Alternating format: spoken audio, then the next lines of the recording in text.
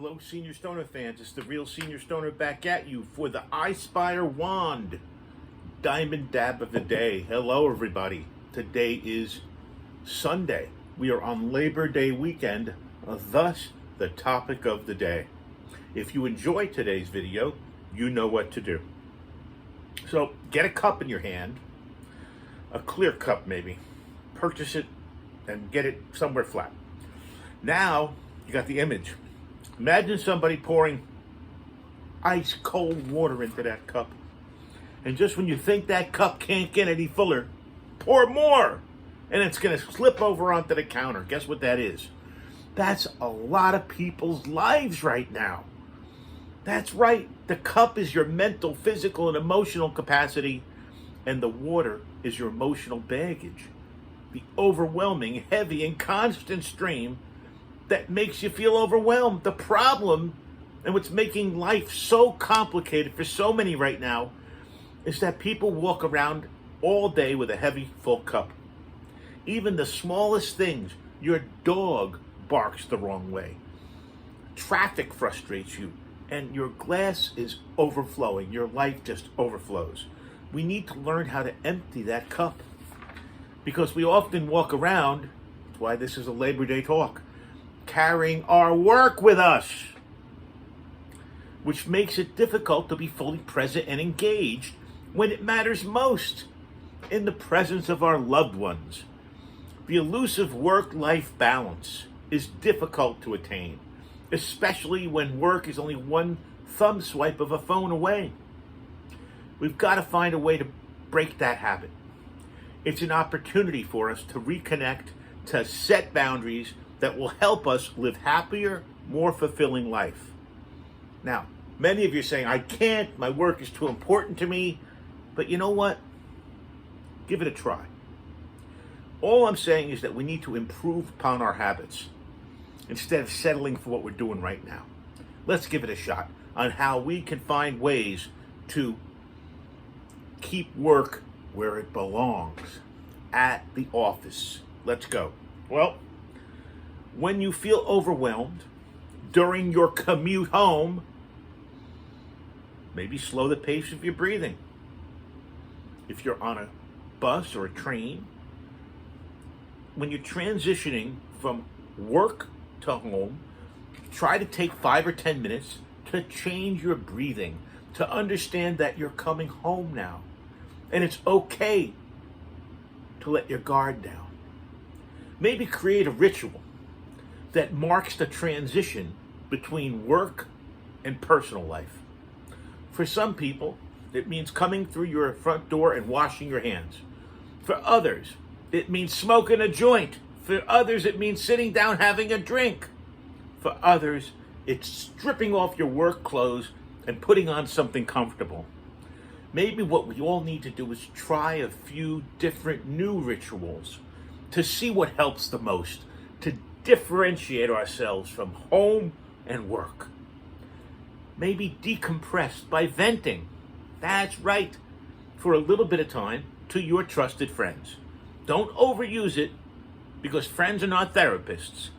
Set a time limit on how much complaining you're going to do. But discuss the challenges that overcame you during work. Get it out. You know, and I know, that venting can really help you feel heard and release accumulated mental residue. Exercise if you can. Change your physical, mental, and emotional energy level. If you really need to reset your mind and body, get on that Peloton. Lift some weights. I can't do it, but you can. It can also improve the endorphins and just send you into a better state of mind. We're all trying to create a visualization that shows leaving work and emotional baggage behind. Try some visualization techniques to see what works for you. Some people literally picture putting baggage down. Some picture being washed like they're in a shower. And still others imagine that they're breathing out the black negative energy and breathing in the white healing energy. Maybe distract yourself with social media, Netflix, or whatever you have in moderation. Moderation is the key. But recognize that scrolling through these different things, playing video games, watching TV, are primary forms of distraction. This is a great tool to use when needed. Unknowingly, practicing distraction helps take water out of that cup. That distraction helps bring you back to home from work. And give yourself permission, for God's sake, to cry. It's a great way, it's a catharsis to release emotional energy.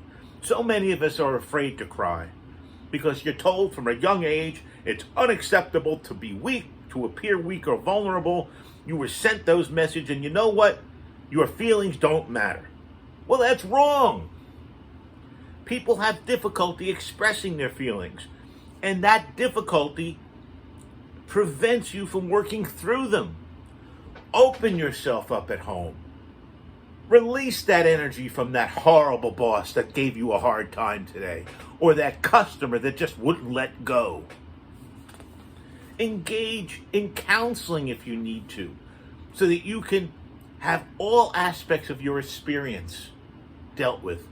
One of the best ways to improve self-awareness is to engage in therapy.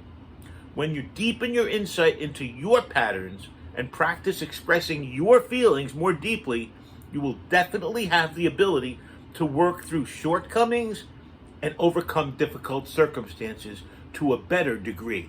It's like calling in reinforcements. Well, maybe have a treat yourself day. That's right. Parks and Recreation's got it right. Treat your mind and body correctly. Practice meditation if you can, and if you know how to do it. It will ground you when you're overwhelmed in the present moment. We must remember to prioritize sleep each night so your mind and body can recover from the work of the day. Sleep is incredibly important, especially when you're feeling overwhelmed. Make sure it's in your schedule. Maybe read something. Easy to forget the feeling of excitement and joy that comes from connecting to things you value. Think about the old parts of yourself, the things that you wish were in your life today. Well, you know what? Maybe grab a book about that and read it. It's important to bring light, laughter into your life and combine it with peace and relaxation. You got to remember, everybody's got to remember, to leave work where it belongs. Empty your cup and live a happier, more fulfilling life. I personally, unfortunately, had a life where my home was my office. Early on in my 20s, I thought it was a wonderful thing. By the time I got into my 40s, I realized not only is it I'm working 24 hours a day, but my family, how am I going to have time to hang out with my family? I'm always on the phone working. Well, that can change. And guess what? Only you can change it. This has been the Real Senior Stoner, offering some suggestions on Labor Day weekend how we can keep work at work and enjoy being home. How we can space ourselves from the work of the day to enjoy our families and other things at night. Wouldn't it be wonderful if everybody could master this and understand that work is different from home and that you actually have the ability to relax? You see, with me, I was on call, even though it was the mattress industry. I was on call 24 hours a day, 7 days a week. I know it's hard to believe in the mattress industry. It was like I worked for the CIA, I used to tell people. But at 63, soon to be 64 on the 24th of this month, I now understand what it's like to have a balance. I now teach people how to grab a balance in life. So we pick up the tools of our relaxation and we do whatever we can to get ourselves into a better state. Cheers, everybody. This is the Real Senior Stoner with the wand and some diamonds so I can find a way to relax. Have a great Labor Day weekend, everybody. Today is Sunday. Remember, leave your work at the office. Cheers.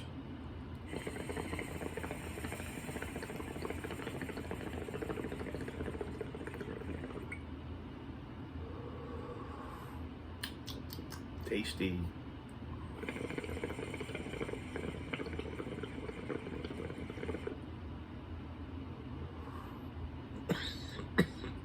Amazing, right? Thanks, everybody. Have a great day.